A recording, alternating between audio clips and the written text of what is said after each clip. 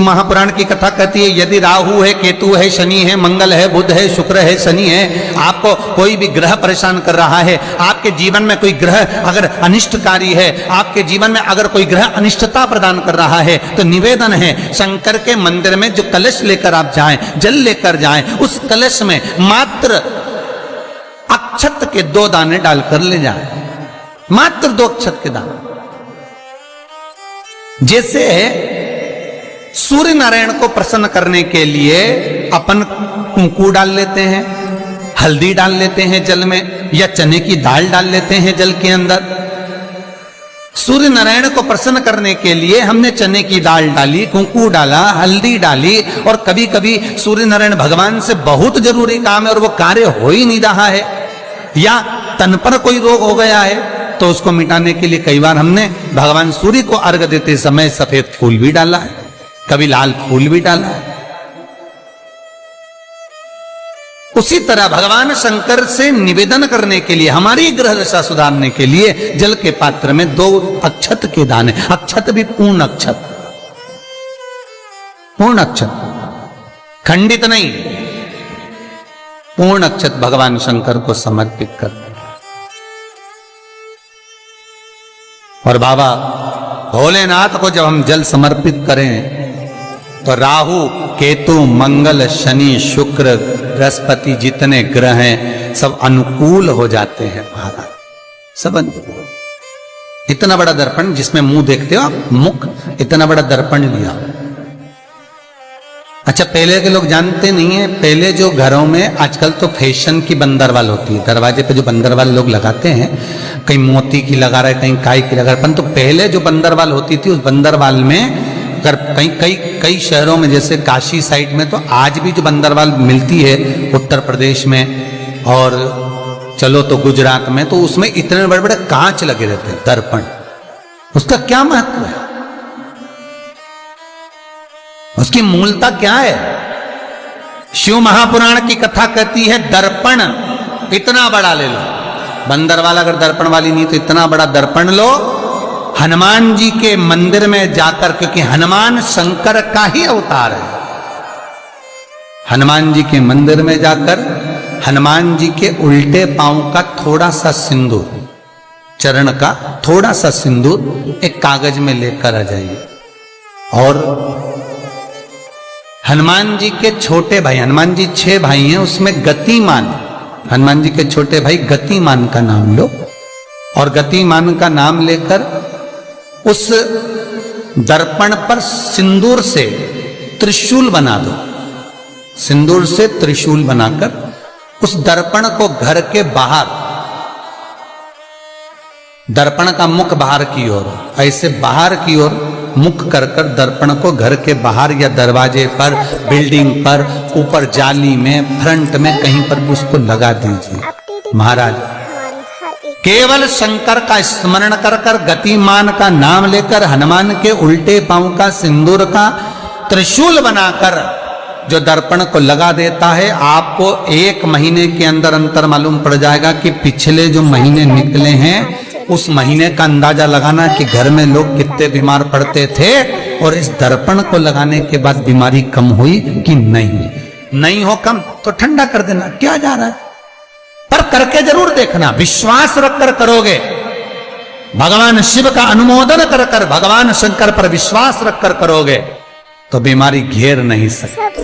अकाल मृत्यु हो मरे जो काम करे चंडाल का, काल उसका क्या बिगाड़े जो भक्त हो महाकाल का। शंकर की आराधना करने वाला, शिव का स्मरण करने वाला, शिव का निवेदन करने वाला, शिव अर्चना में डूबने वाला, शिव का अनुमोदन करने वाला कभी दुखी नहीं हो सकता। बन सके तो बेलपत्र और समी पत्र शंकर को चढ़ाना है, 5 बेलपत्र, 11 समी पत्र।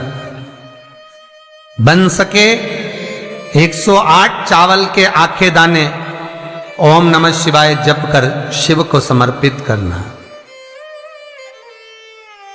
महाराज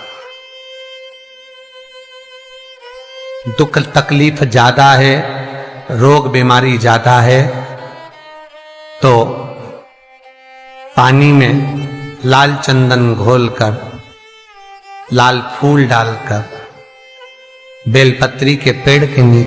कई लोग कहते हैं गुरुजी क्या दूध चढ़ाना जरूरी है शंकर पर? कई लोग कहते हैं गुरुजी क्या दही चढ़ाना जरूरी है शंकर पर? शहद चढ़ाना जरूरी है? घृत चढ़ाना जरूरी है? शक्कर चढ़ाना जरूरी है? शिव महापुराण की कथा कहती है 5 चीजें शंकर भगवान पर चढ़ती है। दूध अर्थात घर में लक्ष्मी की वृद्धि करता है, इसलिए चढ़ाया जाता है। दही शंकर भगवान पर इसलिए चढ़ाते हैं क्योंकि यह परिवार को जोड़ता है। जिसके परिवार में क्लेश ज्यादा होता है, जिसके परिवार में आपस में तकरार ज्यादा होता है, उसको दही जोड़ता है। शहद घर में चिड़चिड़ प्रवृत्ति को समाप्त करता है। घी रोग को समाप्त करता है। शक्कर मिष्ठान घर में यदि लक्ष्मी आकर जा रही हो तो मिष्ठान समर्पित किया जाता है। इसलिए पंचामृत स्नान का भाव शिव महापुराण कहती है। पंचामृत स्नान का भगवान, इसलिए 5 चीजें शंकर को समर्पित हैं। दूध, दही, घृत, शहद, शक्कर अर्थात मिष्ठान। शक्कर से मूलतः यहां शिव महापुराण में शक्कर नहीं लिखी है, मिष्ठान। अब लोग शक्कर पीस कर अभिषेक करते हैं, परंतु मिष्ठान अर्थात गाय के दूध से निर्मित कोई मिठाई, और उस मिठाई से भगवान शंकर का अभिषेक। अब लोग भले शक्कर रखने लगे शंकर जी के अभिषेक में, पर यहां शक्कर नहीं लिखा है, यहां मिष्ठान।